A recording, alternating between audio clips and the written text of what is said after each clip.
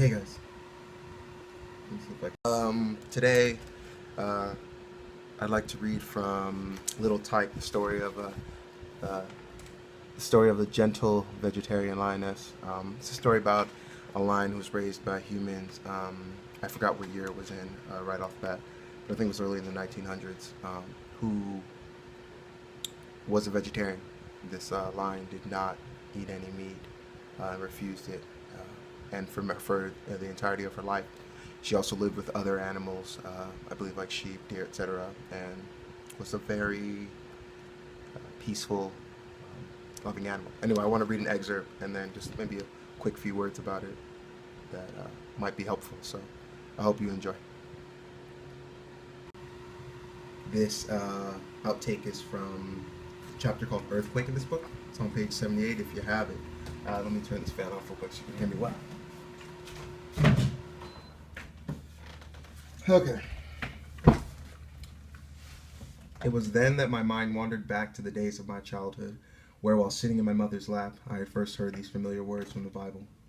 And have dominion over the fish of the sea, and over the fowl of the air, and over every living thing that moveth upon the earth. Genesis 1:28.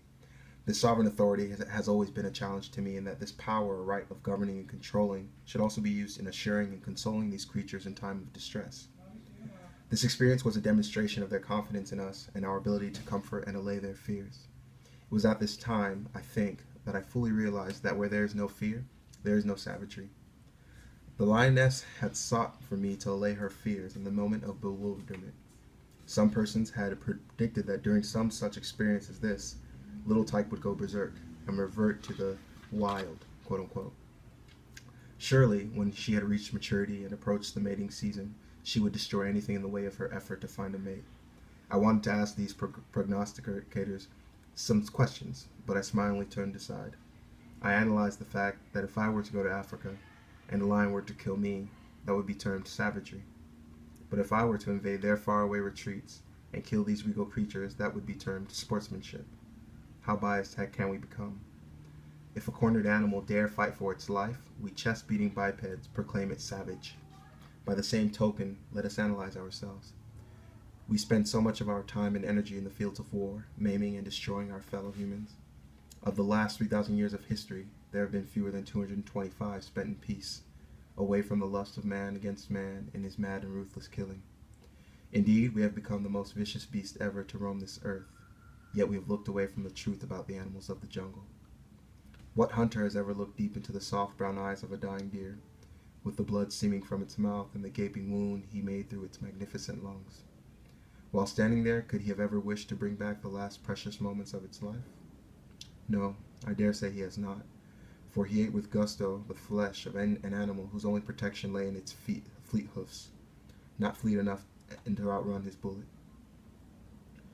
During his rare moments of shame, perhaps he came up with the alibi that these creatures, though they know no protecting savagery, if left, would become so numerous that they would be destructive to crops.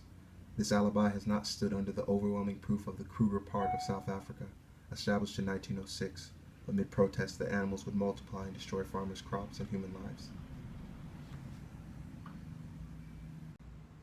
So that was a quick excerpt from the book. Pretty fantastic. So if you get a chance, you can read. There's some photos in here too. It's pretty fantastic. I think particularly this passage, brings up some good points and thoughts. This idea for those who follow the religious tenets of some holy books, the idea of dominion, not necessarily meaning dominating, but rather taking care of or stewarding. And obviously you can't take care of things that you destroy. I think that's a fantastic point. And also this idea of there being no savagery where there is no fear.